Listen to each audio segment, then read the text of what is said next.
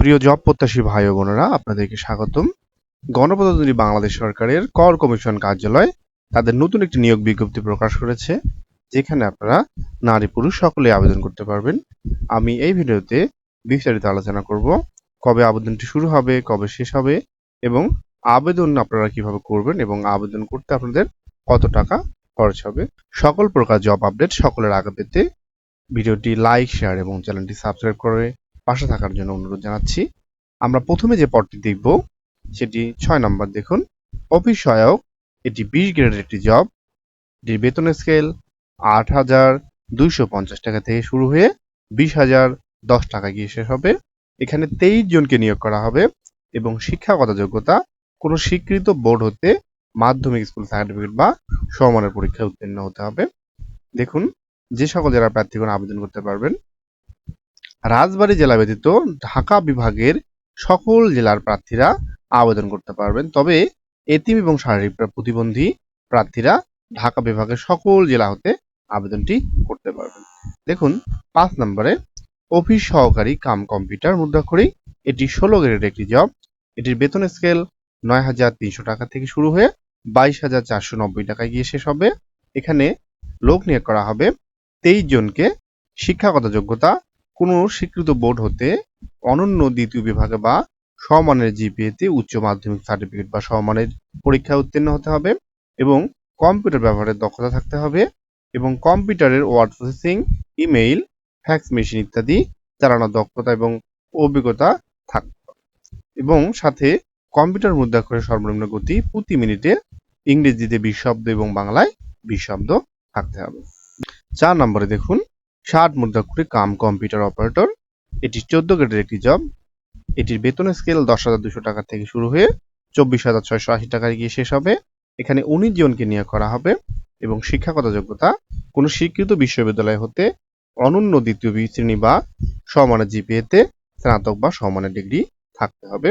সাথে কম্পিউটার ব্যবহারের দক্ষতা এবং কম্পিউটার এর word processing, email, fax machine ইত্যাদি চালানোর দক্ষতা এবং অভিজ্ঞতা থাকতে হবে। সাথে 60 লিপিতে সর্বনিম্ন গতি প্রতি মিনিটে ইংরেজিতে ৭৪ শব্দ এবং বাংলায় ৪৫ শব্দ এবং কম্পিউটারের মুদ্রাক্ষরে সর্বনিম্ন গতি প্রতি মিনিটে ইংরেজিতে 30 এবং বাংলায় 25 শব্দ। 3 নম্বর পদটি দেখুন, উচ্চমান সহকারী। এটি গ্রেড 14। এটির বেতন স্কেল 10,200 টাকা থেকে শুরু হয়ে 24,680 টাকায় গিয়ে শেষ হবে। এখানে 17 জনকে নিয়োগ করা হবে এবং শিক্ষাগত যোগ্যতা কোনো স্বীকৃত বিশ্ববিদ্যালয় হতে স্নাতক বা সমমানের ডিগ্রি এবং সাথে কম্পিউটারের বেসিক ট্রেনিং কোর্সে উত্তীর্ণ হতে হবে এবং কম্পিউটারের ওয়ার্ড প্রসেসিং সহ ইমেইল ও ফ্যাক্স পরিচালনার দক্ষতা এবং অভিজ্ঞতা থাকতে হবে। দেখুন, 2 নম্বরে প্রধান সহকারী। এটির গ্রেড 13। এটির মূল বেতন স্কেল 11,000 থেকে শুরু হয়ে 26,590 টাকায় গিয়ে শেষ হবে। এখানে 18 জনকে নিয়োগ করা হবে। এটি শিক্ষাগত যোগ্যতা কোনো স্বীকৃত বিশ্ববিদ্যালয় হতে অনন্য দ্বিতীয় শ্রেণী বা সমতুল্য বা সিজিপিএতে স্নাতক বা সমমানের ডিগ্রি, সাথে কম্পিউটারের বেসিক ট্রেনিং কোর্সে উত্তীর্ণ এবং কম্পিউটারের ওয়ার্ড প্রসেসিং সহ ইমেইল ও ফ্যাক্স পরিচালনার দক্ষতা এবং অভিজ্ঞতা থাকতে হবে। 1 নম্বরে দেখুন, এটি কম্পিউটার অপারেটর। এটির গ্রেড 13।